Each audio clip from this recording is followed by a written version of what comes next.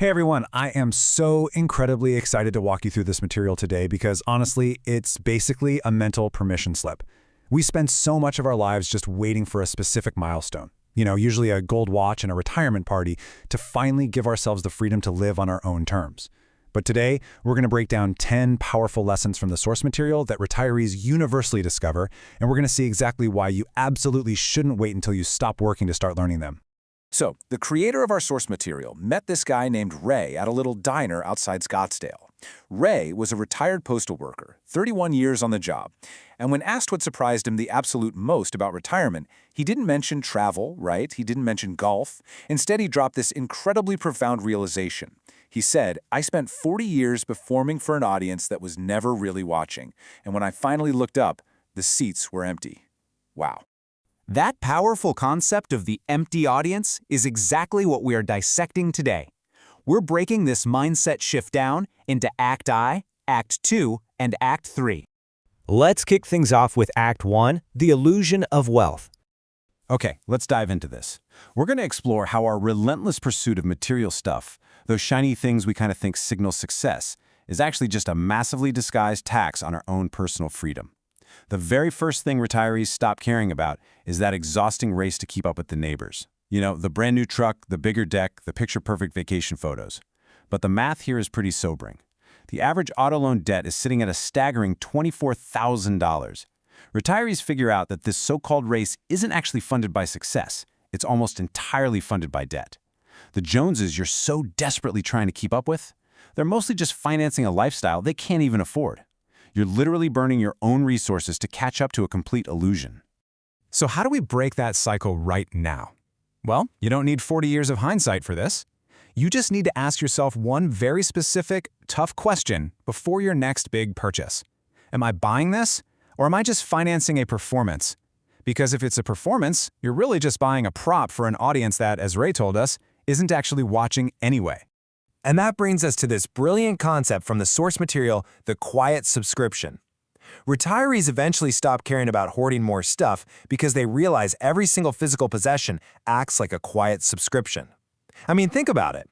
Everything you own requires maintenance, or insurance, or storage space, or even just that lingering guilt of not using it. It's like having a second job with zero pay. Please don't wait until you're downsizing into a smaller home to realize this. Do a mental audit of your house today. Which items are actually adding value to your life, and which ones are just guarding it? And that subscription model totally applies to cultural trends too. Chasing every new trend, the latest phone upgrade, the newest fashion cycle, that's just leasing relevance. And relevance is a subscription you pay for every single month. It is not an asset you can ever actually own. Retirees opt out of this game because they finally notice that the bill literally never stops coming. But the great news here, you have absolute permission to cancel that bill today. The final piece of Act 1 is really understanding the difference between building security and just endlessly chasing money. There's a flattening curve to the marginal utility of a dollar. At a certain point, chasing one more buck doesn't actually buy you anything meaningful. Retirees who truly thrive understand that security has a finite number, while greed has no finish line. Once they hit their number, they stop optimizing for one more dollar and start optimizing for one more hour of freedom.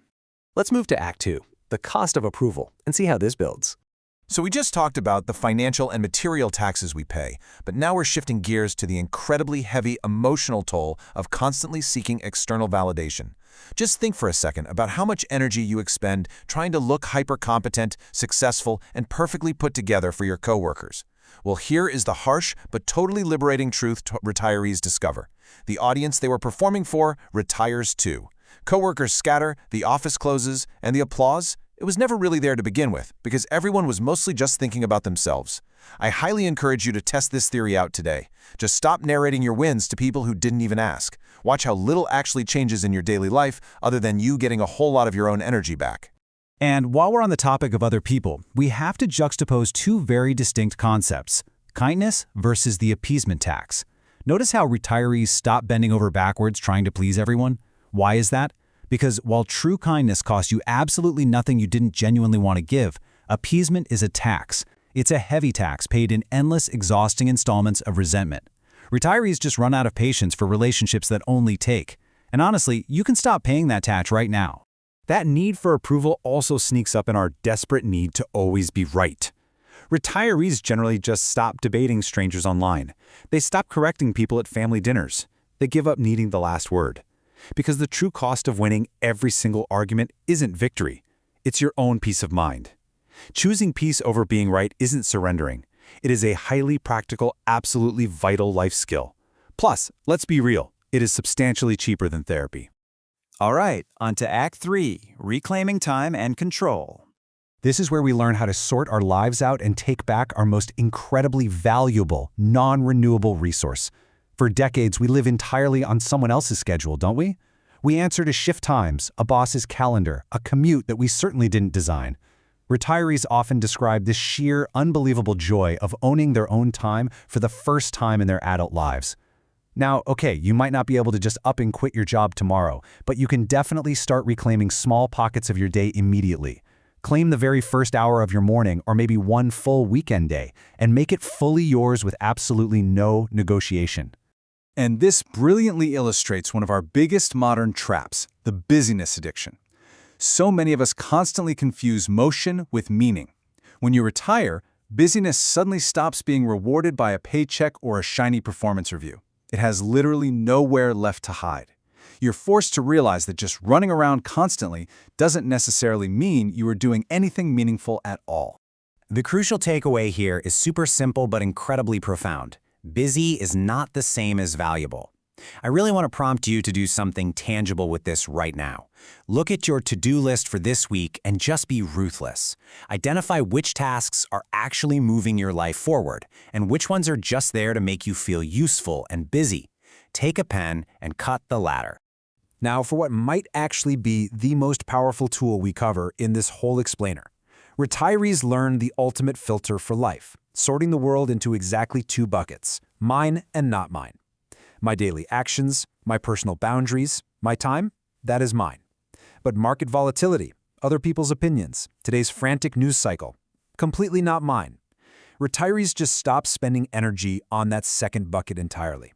If you apply this filter today, I guarantee it's going to save you more stress than any sophisticated spreadsheet you could ever build. Which brings us right back full circle, back to Ray and his empty theater. You see, when Ray finally looked up, the audience wasn't actually empty.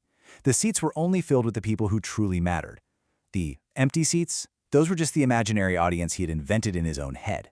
The neighbors, the coworkers, the random strangers he spent decades trying to impress. The beautiful thing is, you don't need to wait 40 years to figure this out. You have the absolute power to close the curtain on that false performance today.